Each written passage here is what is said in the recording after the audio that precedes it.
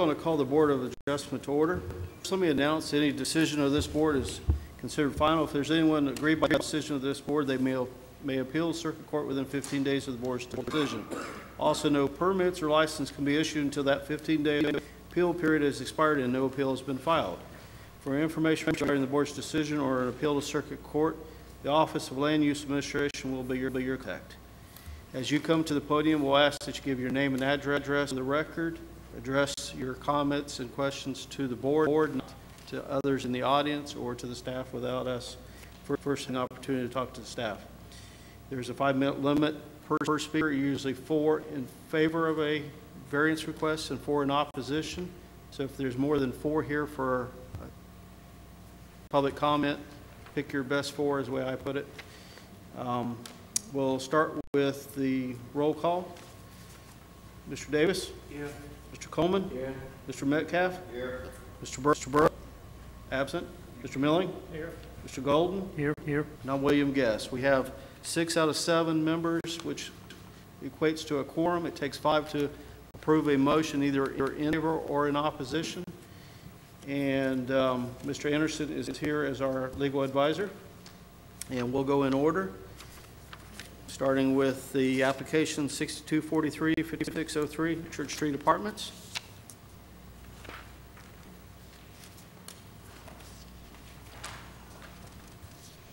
Mr. Bird. Jerry Bird, Bird Surveying Company, representing the owner.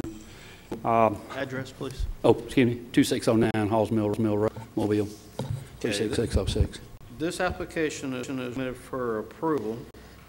I do believe we have some here in the audience in opposition, so we'll get to them as well. But okay, tell us about your project. The owner purchased the property thinking it was already a zoned for apartments. It's an old 10-unit apartment building. Last lived in maybe 6-8 years ago, maybe even a little bit longer than that. He's wanting to renovate it, bring it back up to livable conditions, and make it an asset. He does have to install a parking lot in the rear, which that was part of the conditions, is to eliminate 2 of the parking places that I had proposed. But that and a little adjustment on my front landscaping project, front landscaping requirements. But he has met with the Lankoff Historic Review Board or whatever. They were okay with his plans. At the time he talked to them, he had an outbuilding that was going to be used for a laundry building. We have eliminated that and actually pulled it up, and a little proposed addition at the back corner that will be for a laundry for those tenants. But there's 8 one-bedroom apartments and 2 two-bedroom apartments. So parking should be sufficient for that. Okay, any questions for the applicant's rep?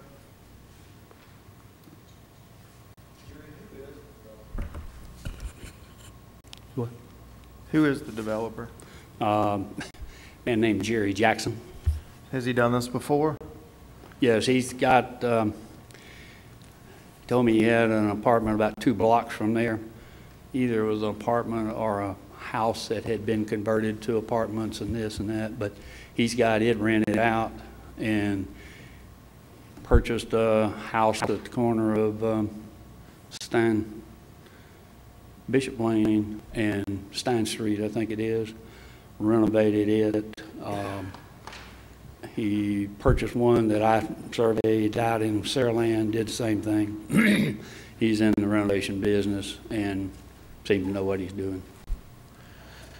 There are a number of comments and letters of, I guess, people in the neighborhood that are asking that it be held over because they didn't feel like there was enough detail to get a feel. I mean, it seemed very positive that they wanted it renovated, but then you said that they had met with them. Do you have any feel for, because it doesn't seem like, I mean, one of the letters is dated today. It doesn't seem like that's been, I guess, worked out with the neighborhood.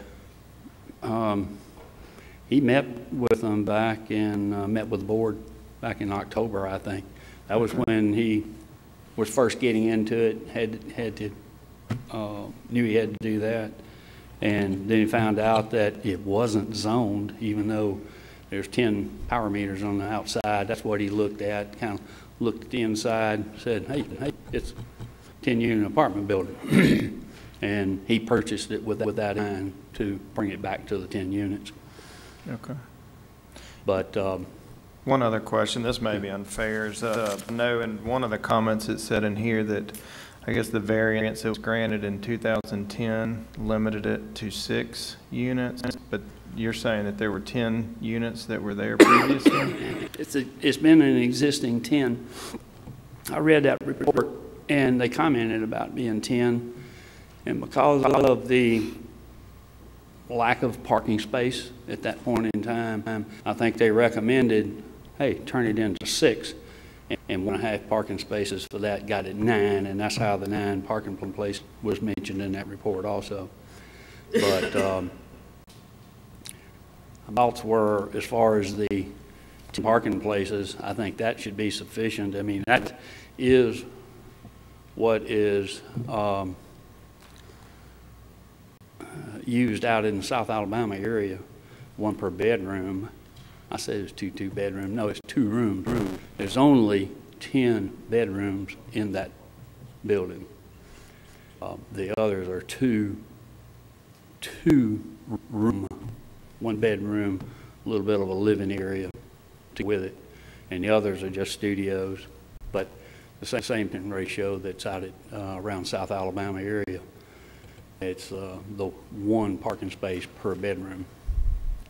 And actually, the other unit, that the other apartment that he has 2 blocks from there, he was telling me that he has 12 parking places, 8 units, 4 cars parked there every night. The rest of them walk, catch the bus, do whatever.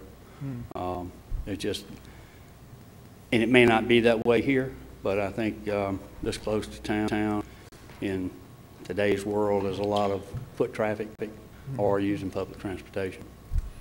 Last question. If today it's determined that there's still some unanswered questions from the neighborhood, and again, with the idea that it seems like there's kind of a positive response to it being renovated, but just a lack of detail at this point, do you have any feel whether, you know, he would be agreeable to holding over and addressing that to get, you know, maybe? I don't know. Are they not a member of the Oakley? I think we'll hear shortly. I think we'll hear right after you Oh, okay. speak. Right with me. Okay, that's fine. We'll get some more detail. I don't know his, and I know he's anxious to go to work on the building. There's some roof issues that really need to be addressed, and of course he would like to go ahead and start at least the interior on it. Thanks. Okay, any further questions? Will the laundry room be accessible from the outside or just the inside of the building? The question is if the laundry room would be accessible from the outside or inside. Yeah, laundry room is accessible on the outside side. Okay. All right. Anyone here, Mr. Word, if you have a seat. Okay. Anyone in the audience that's here to speak in favor of the application? Okay, we have none. Anyone in opposition? Okay. Pick 4.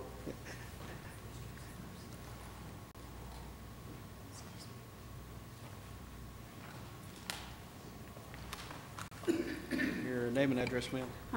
My name is Teresa Tessner. I live at 272 Park Terrace, which is in the Linecoff Historic District, and I'm also a member of the board of the Linecoff Historic District Neighborhood Organization.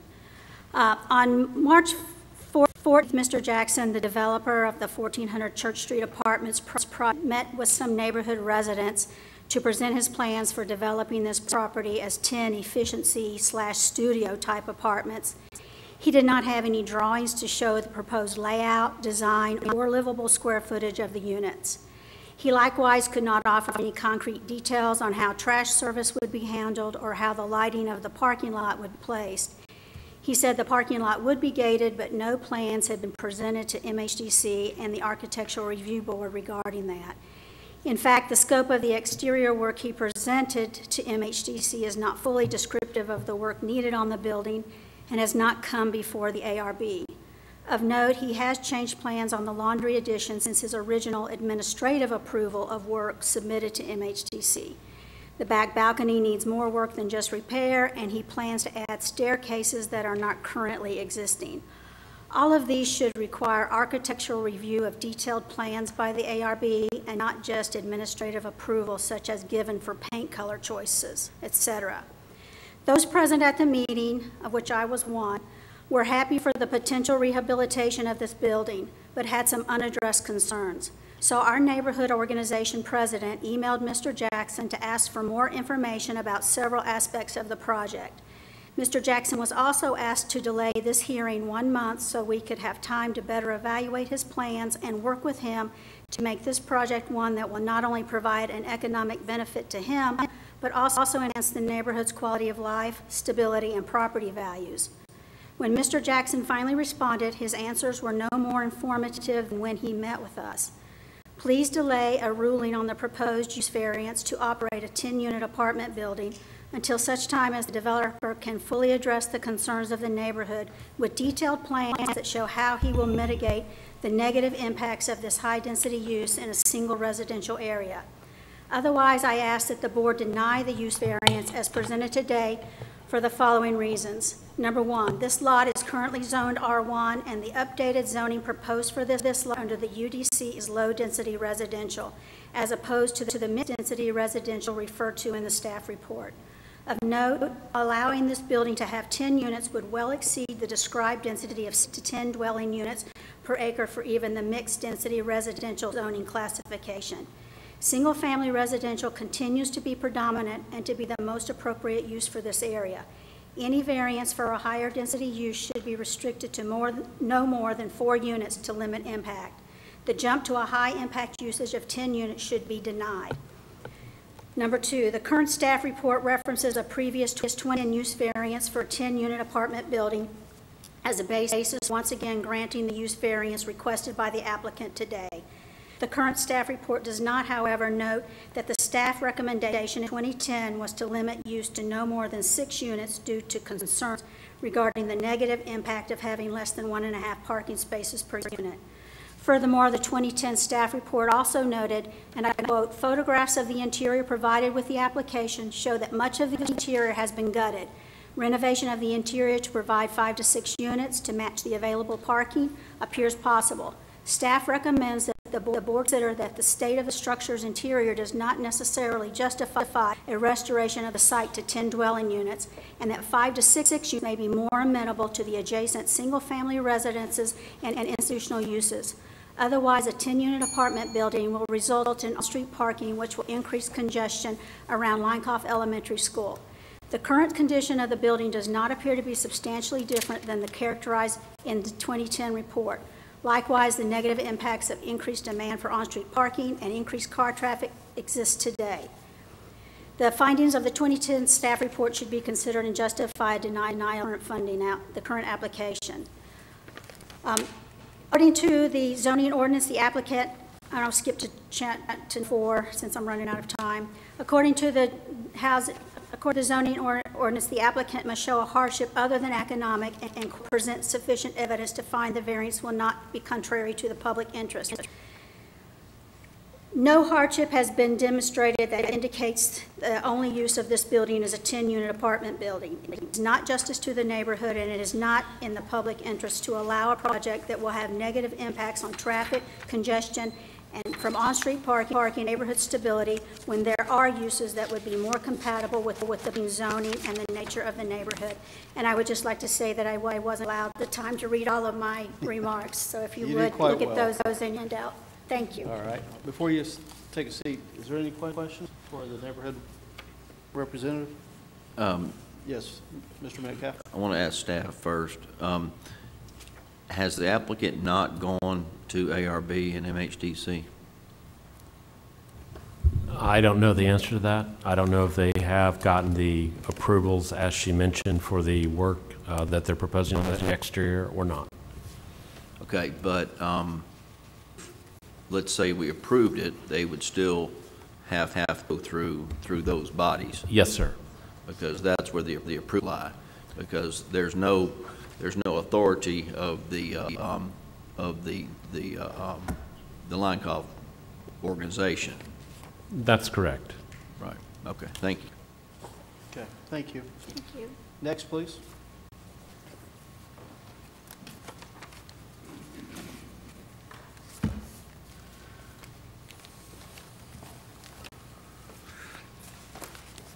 Hi, I'm Kathy Cawthorn. I live at 72 Park Terrace.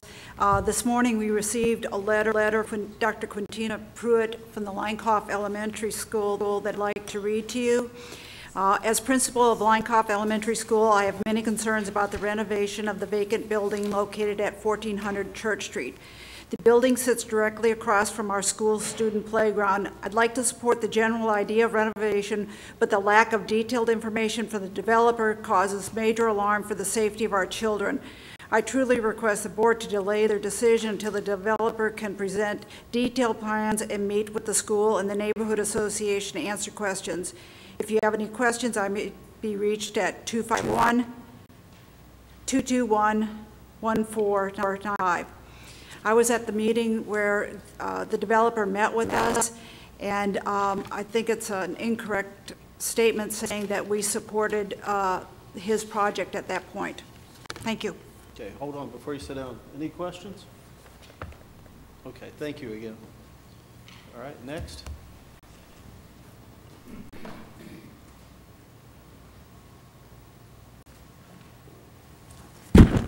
Good afternoon, Brenda Bolden. I live at 310 West Street in the Linecoff Historic District. My remarks are not going to be as well researched or as technical as your first speaker, who did such a good job researching all of this, but I do want to add something that is in her written commentary I think you've received a copy of, and that is that even though this unit has a history of having been approved for 10 units in the past, I believe that goes back to as early as 1974. I think I'm older than almost any of you, and I remember what Midtown was in 1974 because I bought my first home to renovate in 1976. And I can tell you that what was appropriate to historic district neighborhoods in 1974 has changed since then. And I hope that you'll recognize that in your consideration of this. It is a true statement that we support the renovation of the building, and we appreciated Mr. Jackson's one meeting with us. But we were disappointed that he was not able to provide specific information and that he was not able to meet with us as a follow-up to answer or at least respond on the phone or in writing to answer our remaining questions, and we had many remaining questions. Nor was he able or willing to delay coming to this body today, which we also had asked him to do.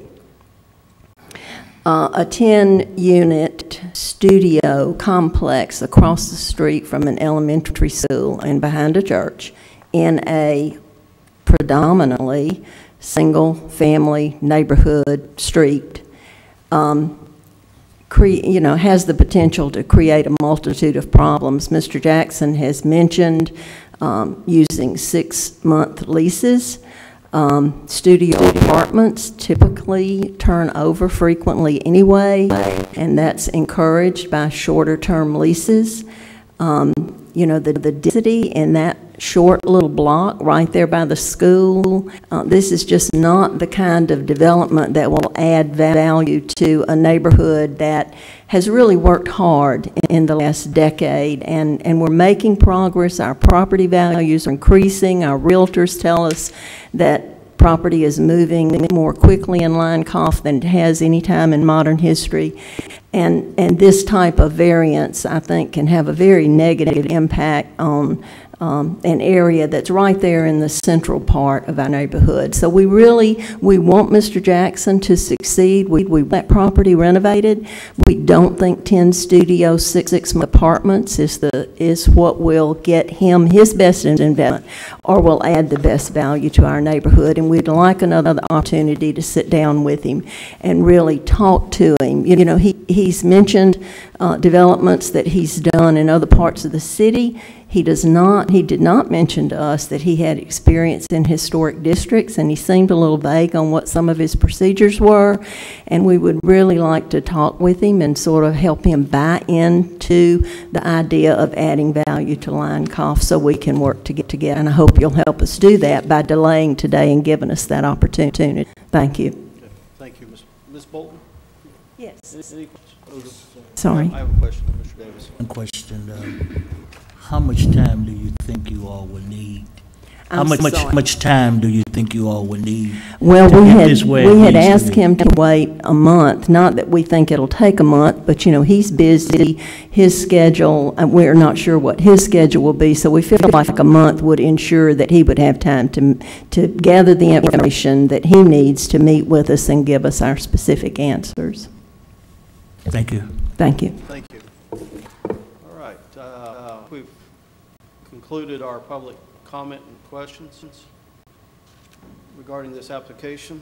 I'll defer to the board for any further comments.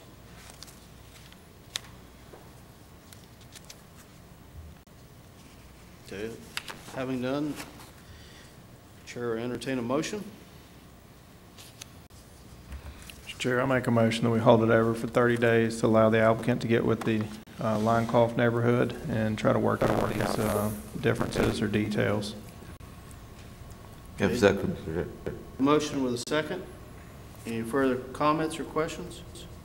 All right, all those in favor of the motion say aye. Aye. Anyone opposed? Okay, motion carries. The matter's held over for 30 days. All right, we'll go to the next application, which is 6207.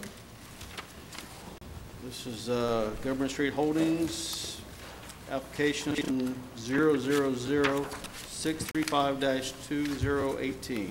And it's, I guess it's a request for a 6-month extension. Is that correct? Yes, sir. All right. Your name and address for the record, please. Melanie Bunting at 34 South Lafayette Street. Okay, and you're in agreement with the 6-month. You feel that's adequate for the, okay. Any questions of the board for the applicant regarding the extension request?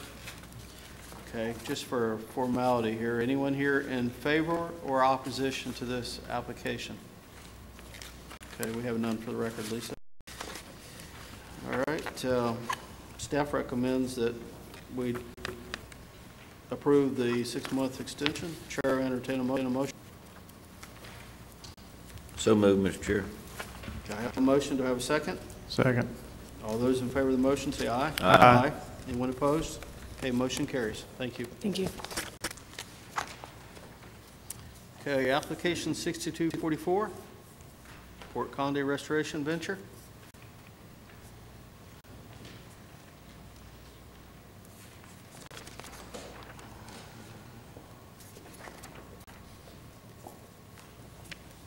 Good afternoon. Your name and address, sir? Nick Holmes, Holmes & Holmes Architects, 257 North Conception Street. Okay, your application is recommended for approval with conditions. Have you seen the staff's recommendations? Yes, I have. Okay. And you're in agreement with those? Yes, sir, except that we already have done the use agreement with the city. And as soon as, when we apply for a permit, then we will get the right-of-way permit. We're not yet applying for the building. We had to come here first. Okay, what are we considering today, Bert, if they've already received it? Well, they're what they're doing is, if you look at the screen behind you, there is an existing building here that they're renovating, of course, and they're proposing to build a new building here next to it.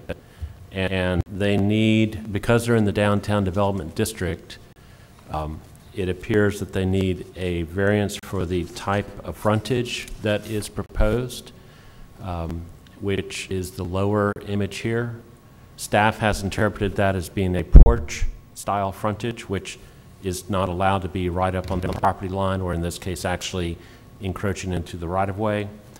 And then the downtown development district also has a specific requirement regarding the thickness or the floor height, actually, from top of bottom floor to the ceiling, that they're not meeting. They're not quite as high as the ordinance would require.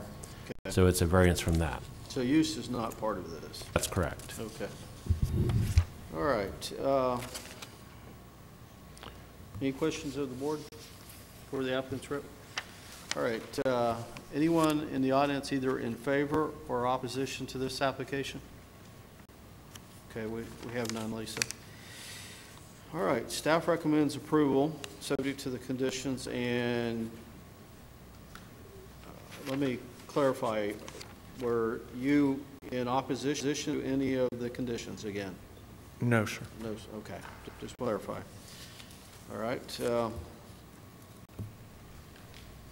Any questions of the board for the applicant once again?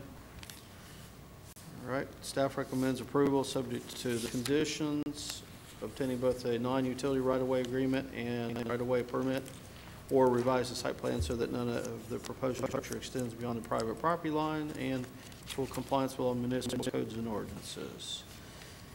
So the chair will entertain a motion.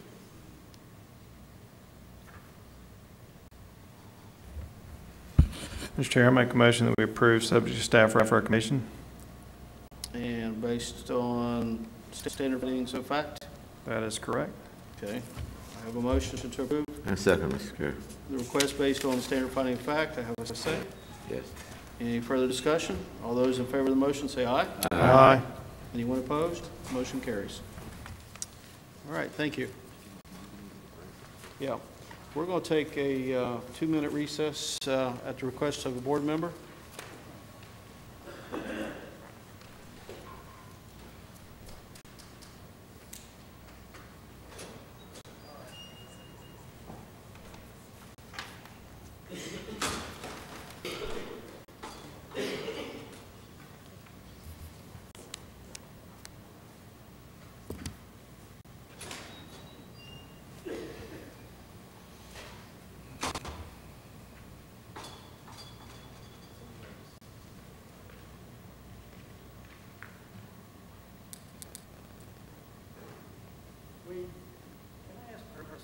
Yeah, we're on recess. You're welcome to. Sir, if we applied and were denied, is there a wait period till we can reapply with a new drawing? Or can we immediately reapply? If you want to reapply with the exact same application, you have to wait 6 months. If you substantially change it, which I'm not sure how well that's defined in the word substantial, you can reapply sooner. But you'd have to wait at least 15 days. And so then it would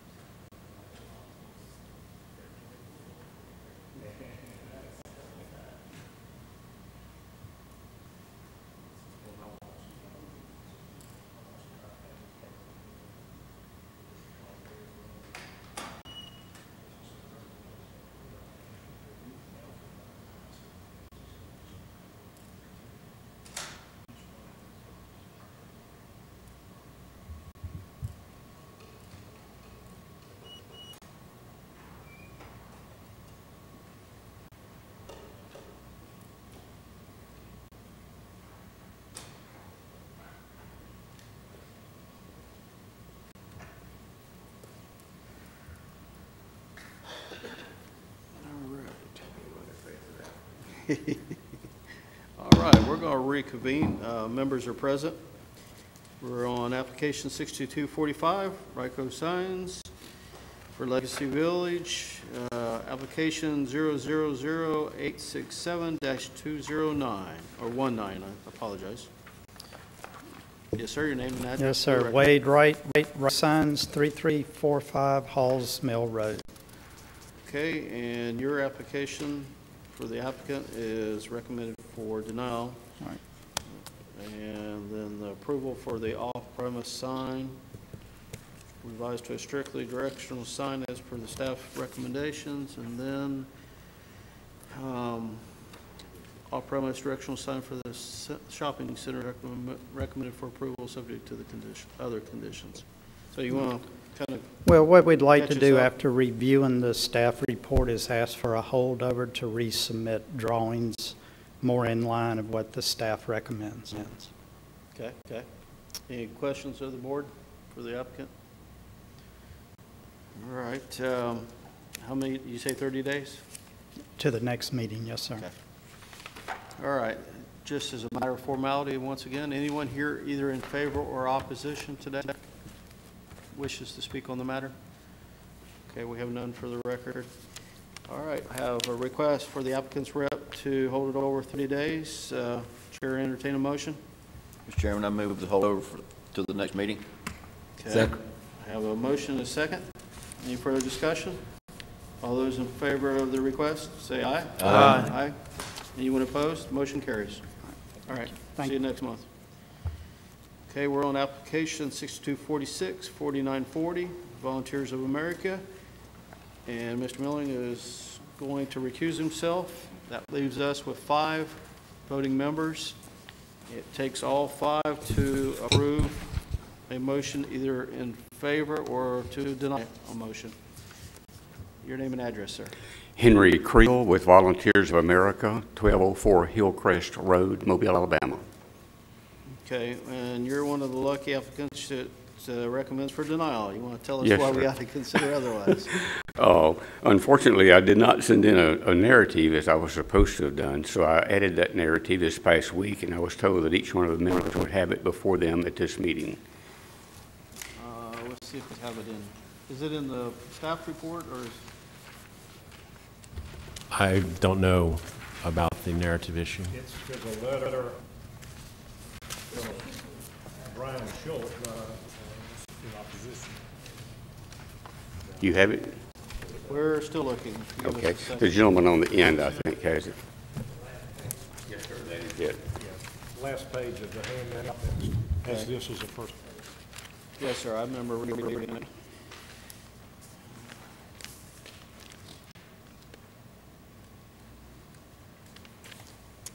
All right, so what you're asking for is an aggregate surface in a B neighborhood business district, and the zoning ordinance requires parking services to be paved, asphalt, concrete. Right. Alternative.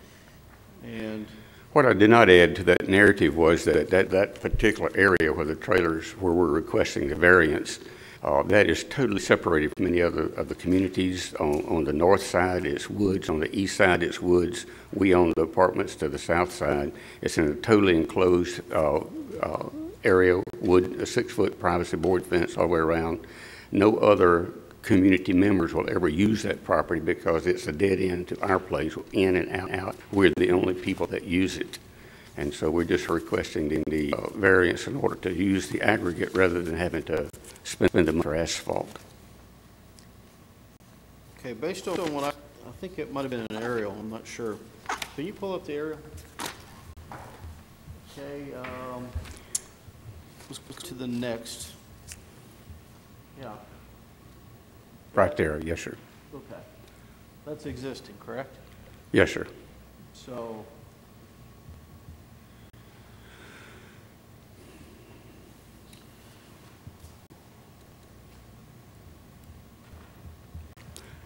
do we have any other areas on your site that you're proposing utilizing aggregate material? No, sir, that's the only place. Only Just place. the existing, That's that's it, your yes, sir. maintenance compound? That's our maintenance compound, yes, sir. And as a matter of fact, we are, our PUD, We are currently renovating that whole property, so we are removing like 12,000 and some odd square feet of existing asphalt on the west side. We are resurfacing the parking lot in front, and that's the only aggregate that we'll have on the entire place. And where are you removing the material? West side of the big building in the center of your diagram. Okay. And once you remove the material, what do you plan on doing? Side.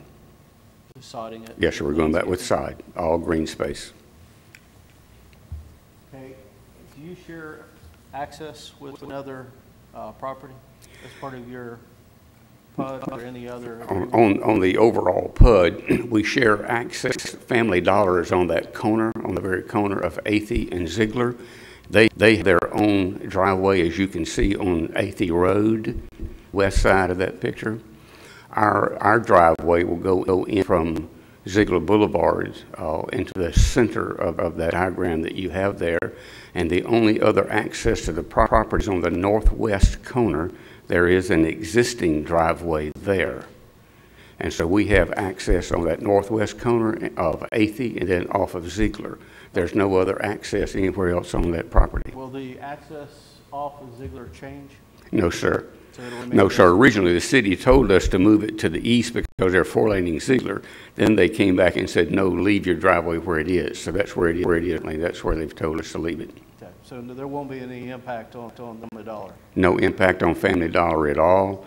We've asked managers, their last 3 managers, and they all agree. Their district supervisor agrees, and the people who own the property have agreed. And no one's, I don't know if anyone's here to oppose, but I don't know if one they would be. Oh, yeah, right. Okay. Yes, sir. All right. I have no further questions. Any questions of the board for the applicant's rep? All right. Anyone? Yes, sir. In favor of the application? No. Okay. Sir, if you'll have a seat, sir. We'll let this gentleman come down and give his comments. Your name and address, sir? Sam Stockton, and I'm a lawyer. Your address, sir? It's 3280 Dolphin Street. Okay. And are you in opposition to this application? Well, I represent the owners on the corner where Family Dollar is located. Okay. And they asked me to come down here. And because they think, anyway, in their title, they think they have not only access rights over this property, but also this entire property in the initial deed, they had parkings. It was a combination development there. There were 2 different owners. There was all one ownership and so forth. But also, I think the gentleman's probably incorrect.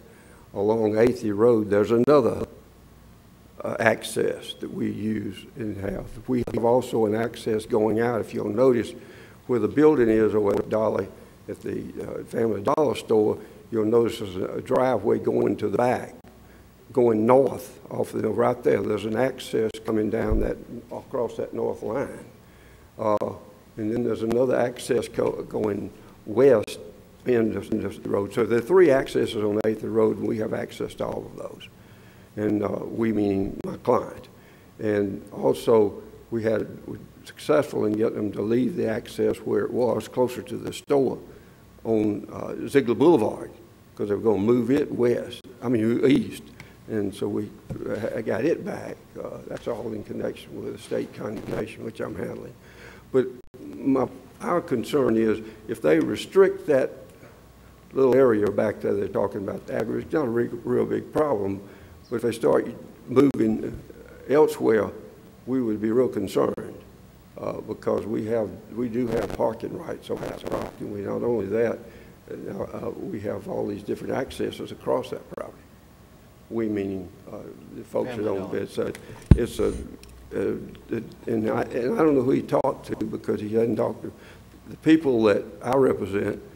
Said they were really disappointed that Volunteers of America did not get in touch with them because they normally get in touch with one another about everything that's on both properties. And they didn't do that, and so that's why I'm here, quite frankly. Okay.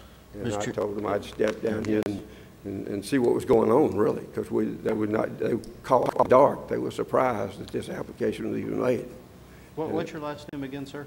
Sam Stockman. Stockman. Mr. Stockman, I think one of our board members had a question for you. Yes, sir. Yes.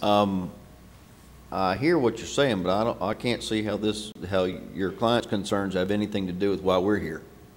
No, I understand that, but we feel like we have an interest in the property that's been affected by this, and also if we could limit. All they're asking for is for a surface variance up in the corner. So whether your client thinks they have some kind of access across the property, I don't think that's. No, I'm not concerned about that. We're concerned about you limiting it to that particular area.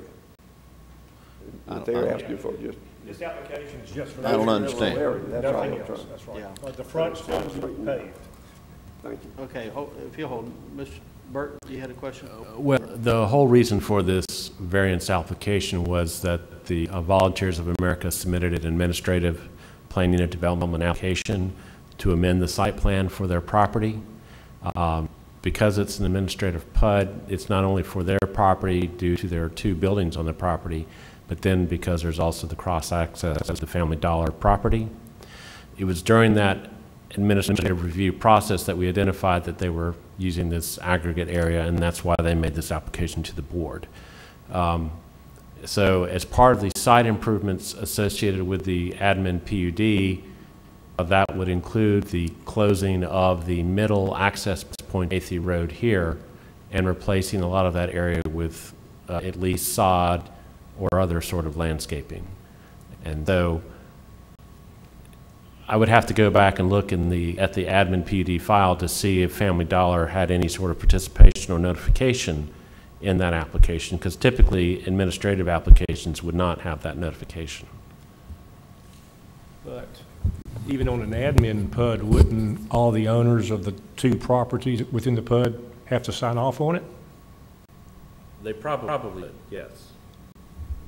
So we might have an issue between his client and VOA about the admin PUD to approve that. But for what we're here to, so Sam, you need to get with VOA and and these gentlemen will make sure that what you're talking about. Lawyers.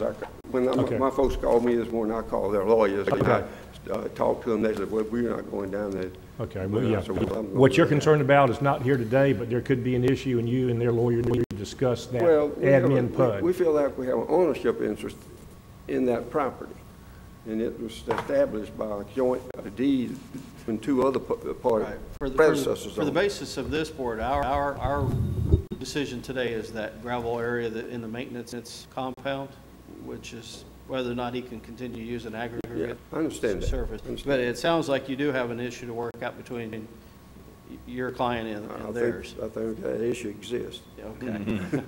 All right. Thank you, sir, and I appreciate it. Anyone else in the audience in opposition or favor? Sir, do you have anything regarding the aggregate that we need to discuss further? Make sure that I understand, and I think that I do, but let me make sure that I do. Because what I've heard everybody say is that today, you gentlemen are only concerned about the aggregate that we're talking about. That's correct. To whether give us permission to do that or not. The other issues that the gentleman has raised is in discussions between our attorneys and their attorneys. And so I'm assuming that can be handled apart from what we're doing today. So all I'm asking for today is the approval for the aggregate area. Is that correct? That's correct. Okay, all right. Thank you very much. All right, thank you. All right, I think that concludes our public comment regarding this application. The staff had recommended for denial. Chair would state that this is an existing surface in a controlled parking lot, and the applicant did provide a basis for consideration with the use of the material for trailers and things of that nature, which is fairly consistent with previous applications. It's fenced, so therefore it's not a public access area. I'll solicit for a motion from the board. Let's see, I recommend approve the variance. Okay, and that would be based on standards of fact. Right. Okay, do I have a second? Second. Any further discussion? All those in favor of the motion say aye. Aye. Anyone opposed? Motion carries. Thank you. All right. Thank you all. All right, application 6247. Echo signs for Rush Truck Center. This is 6247. Your motion was approved, sir. Thank you very much. Or your application. Thank you very much. All right. Name Wade and Wright. address again. I'm sorry. Wade Wright, Ryco Signs, 3345 Halls Mill Road. And I do have a gentleman from Rush Truck Centers with me. My name's Stephen Lovato, 5500 Linwood Steiner Road. Okay, and this is another one of those applications that the staff had recommended for denial. You want to tell us what we ought to consider otherwise? Well, we feel like the first reason is, can we pull up the picture of the sign that is in? The existing sign has the truck on top of it. All we are simply wanting to do is get that truck off of there. As far as a thing of aesthetics, it's not real aesthetic. The Peterbilt sign, put it under the Rush sign, cut the poles off, just clean the doggone thing up.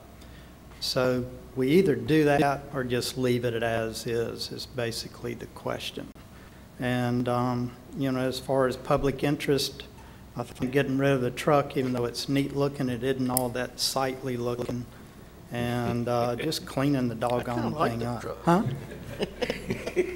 Come on, man, I want to put that on top of my building. Take the truck to, I guess. No. Yeah, that's right. No, I want to decorate it with Ryco signs and put it on. Yeah, that's right. Park it in front of my building on the end. Let me ask for clarification. It reads as if we're asking for an additional sign. We are not asking for an additional sign. So all we're doing is modifying the existing sign. Correct. And you're within 1,000 feet of the interstate and all the other, which I think has come up. But I mean, seriously, we are significantly reducing the square footage and the height, and just cleaning the thing up is really all we're asking to do. Okay. Any questions of the board for the applicant, other than the address where you're going to deliver the sign or the truck? All right. Anyone here in favor or opposition to this application? Okay, we have none for the record.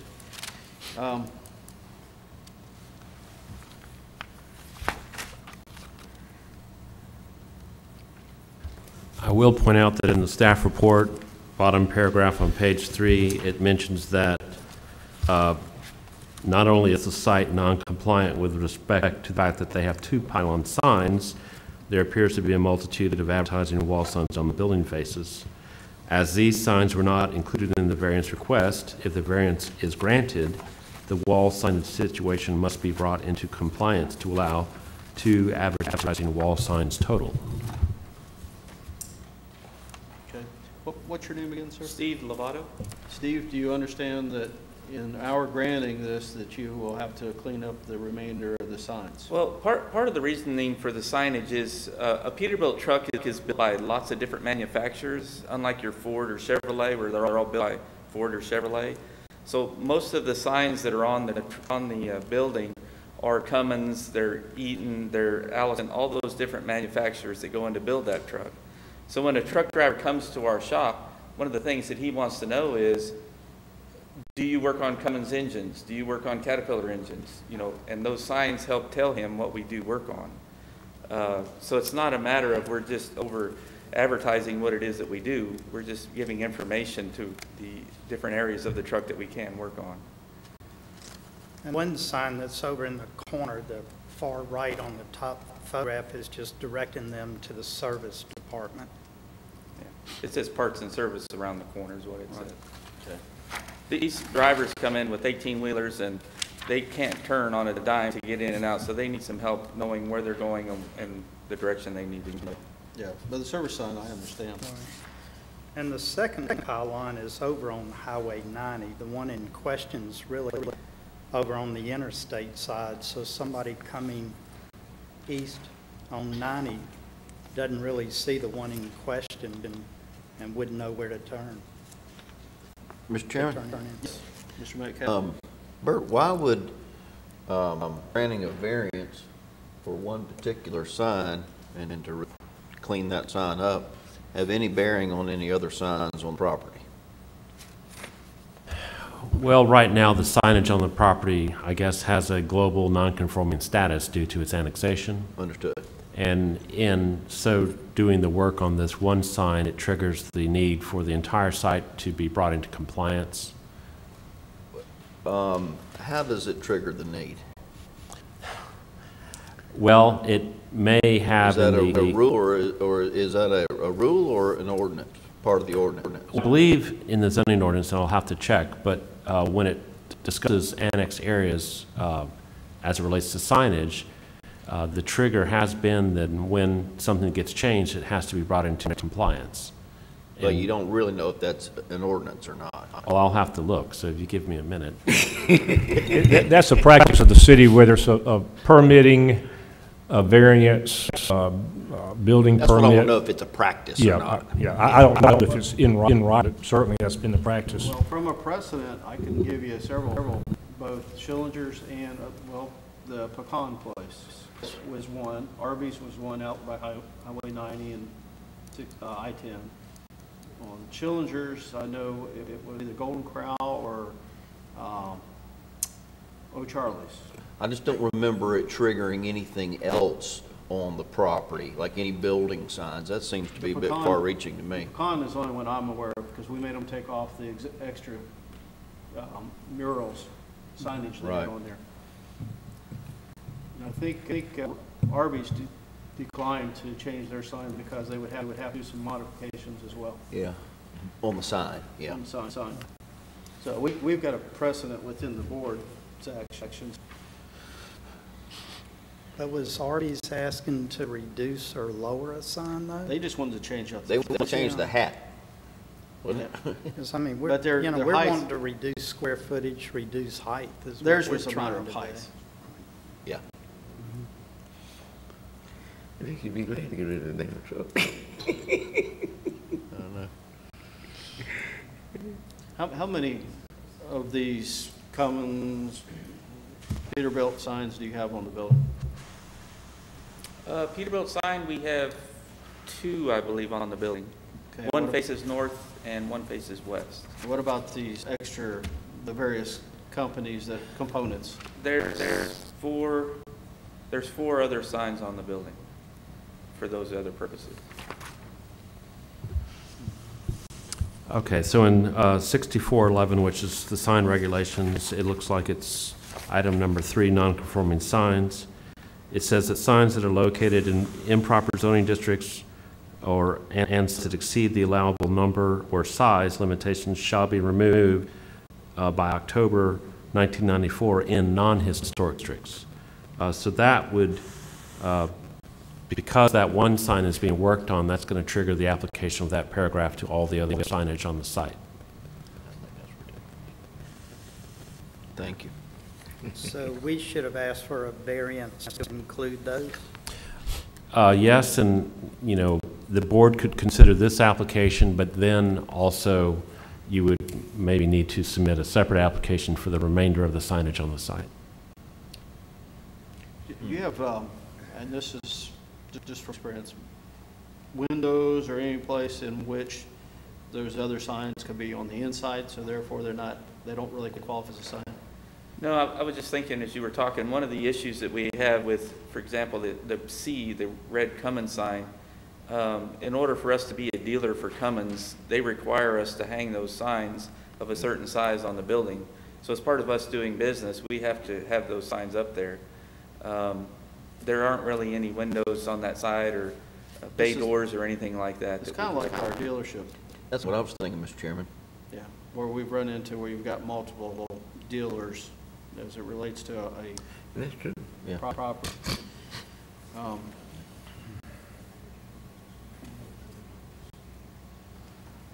So just, if we approve y'all approve this variance, he would have to take down other pylon and all but 2 of the wall signs. Well, not necessarily. No? We're trying to sort through how, from a precedent standpoint, what meets the regulatory requirements. The other one side of this is I remember a Krispy Kreme application where they requested some modifications to sign more than is what's considered allotted, and they were able to replace one with a newer version of the digital board, and yet they remain non-compliant because they had more per variance, right? Well, and I think with the Krispy Kreme situation, they reduced the amount of signage they had, at least in terms of square feet. So when they did come back, they came back with a smaller amount of total signage in terms of square feet. Well, definitely offset the. Right. Right. But in this case, board can consider the application at hand. It would probably behoove the applicant to submit a separate application to address the remain signage on the site. While we do have a deadline tomorrow, we might be able to give you a few more days this week if you think you could get it in the week. Otherwise, you would need to postpone it to the next application deadline to handle the rest of the sign on the property. Yeah. Okay, I'll defer to the other board members. How else do you wish to? Mr. Chairman, Yes. Doug, do you concur that just as it sits and the way that's written, that if we approved here, that it would trigger something, or is that something Just that their may or may not? Yeah, their application triggers the city saying now you have to come in compliance. My thought, I'm not going to say my suggestion, my thought was, based on what Bert just said, we can give them a few extra days to meet next month's agenda. Hold this over. Hold this one over. There's 12 or 13 signs here. Let's do it all at one time instead of piecemeal. If you think you can meet the Thursday deadline for just listing all these other signs.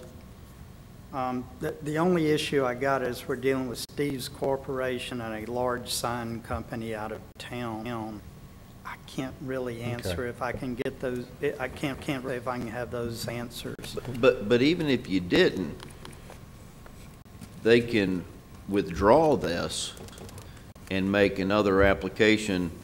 Or we could just hold it over again next month to the following month. Yeah, but if we held it over, it's only for that. Correct.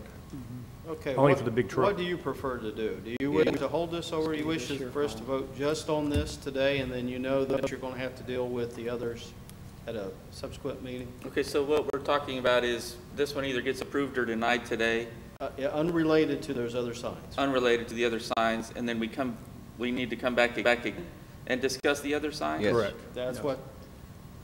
But, Mr. Chairman, because what our council is saying is that due to the ordinance itself, if we approve this today, it would automatically trigger, they could actually come out and write you a citation and say you have to bring the rest of the building into compliance. I certainly don't want to do that to you. I want you to take your truck down, but I don't want to hurt you by approving. So that's why we're saying it may be best to just not vote anything on this today and give you a chance to come back and do it all at one time. Okay. Is that a fair assessment, Doug? True, but if we approve the big sign today, the city's not going to come out this week or next week and to say take the other signs down. You know, we'll give you a couple of months to get that application in. Okay. Oh, let me ask you this. Can we make the motion, if approve or whatever, that the applicant has 60 days to apply for a variance regarding the other signs? Sure. That way we give him ample time to decide what you want to do about it. The only question I have is the signs that are up there, we're only talking about really 3 of those signs. The Peterbilt, there's 2 of those, and then there's 1 Rush Truck Center sign. The others, as I stated, were part of us doing business with our other companies. Is that what we're talking about? Or? Yes, it's the other signs. We're not talking about all of them? It would include the second pylon. Well, since this is a single tenant site, you're one business that's location, you're allowed a total of 3 signs. So that would be 1 freestanding sign and then 2 wall signs. So because you exceed that number of allowed signage, you need to get a variance for all of the other signage on the property that exceeds what you're allowed. Okay. So Because of the way that this application for that one sign was written, and we published a legal ad based on that, the board can only decide on that issue today. All the other signage can be handled through a separate application, or you can withdraw this and do it all as one package. It's really your decision. Right. Mr. Chair, I have a question. Yeah, Mr. Coleman? Yeah. For like the automobile business that sells Ford and I mean Dodge and Ram and Jeep, we have them all independent signs, right? On the property. Well, we have had applications where we have had to either treat them as independent signs, or they have to be physically located close enough so that they can be grouped as to a single sign package, essentially. So depending, for example, I believe the Chrysler location, they had Jeep, they have Chrysler, and they have Dodge. Depending on how they were on the building facade and whether they're all on the same or on different, was whether or not they needed variances for their signage. What I'm hearing is saying that they have the same problem with that, right? They do, but they still need to go through the same process as the Chrysler dealership has gone through, and Subaru, et cetera. Yeah. All right, Mr. Chairman? Yes. I'm not speaking for the board, but I think that what we're trying to do here is to help you and to give you an opportunity to make this, to get it done at one time and not get you in trouble in any way. Okay. Okay. Today is a request for the 2 pylon signs. Modify. It's just to modify the existing pylon sign, and there are a total of 2 pylon signs.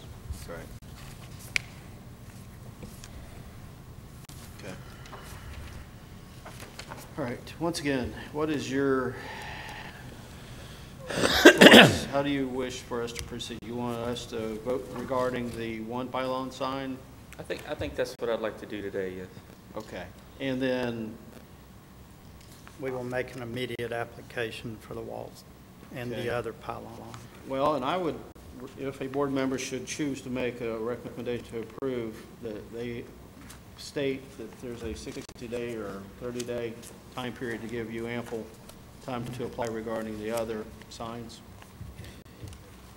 Yeah, 'cause I don't think we want to limit, let's just say that they couldn't. Mr. Chairman, if they, for some reason, couldn't get it in this week for the next meeting, then that's pretty tight. So I think we need to give them a chance to, if they miss this. 60 days? Yes. Okay. Yeah. All right. I think we've come to a conclusion regarding the comment. Chair will entertain a motion regarding this application. Mr. Chairman, I move that we approve the application as stated, and with the caveat that the applicant have 60 days in which to make an application for a variance for the remaining signs on the property. Okay, and this request is based upon standard findings of fact. Yeah, I don't know what that means, but yes. Okay. And second. Any further discussion? All those in favor of the motion say aye. Aye. Anyone opposed? Okay, motion carries. Thank you. All right, thank you. All right, we're on the very last one. You've been very patient. All right. Application 6248, 5842.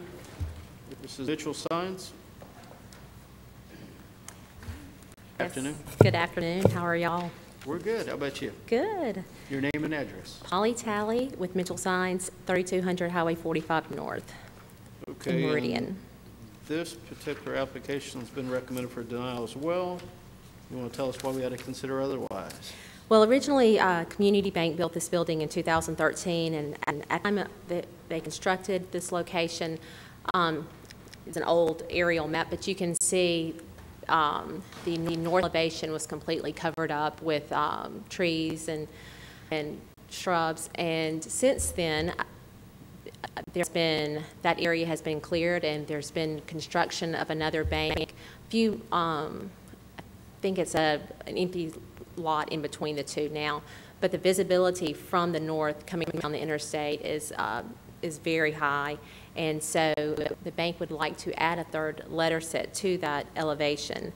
As you're exiting from the interstate. You can see from a long distance away so that you know it's where this bank is located and that the intersection is coming up. So that's where we are. Okay, so in the past, the hardship would have been the trees were there, but now the trees are gone. Right. The vegetation's gone, so you have more exposure. Right. Okay. I drove by there on the way here today, and I had no problem finding it with pylon sign that's out front. And then there's a sign on the front. Obviously I was going from north to south, so I only seen that profile. I don't remember the other applications that are similar, their hardship was, but any questions of the board for the applicant? Okay. Are you here for the application?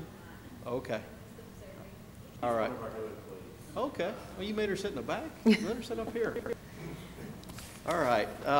We have no one in the audience either in favor or opposition, for the record.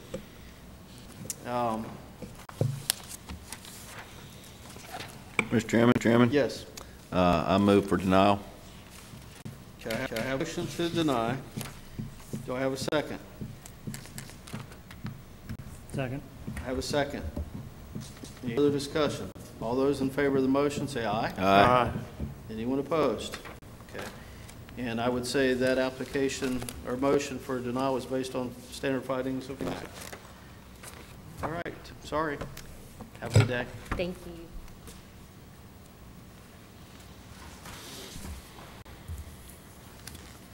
All right. Any other business today?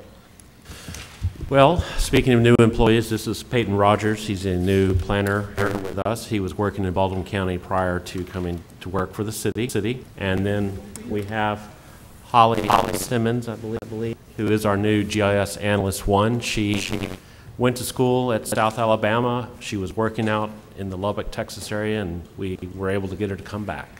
You know Vince Walker? I'm sorry? You know Vince Walker? No, I don't. He's our GIS guy.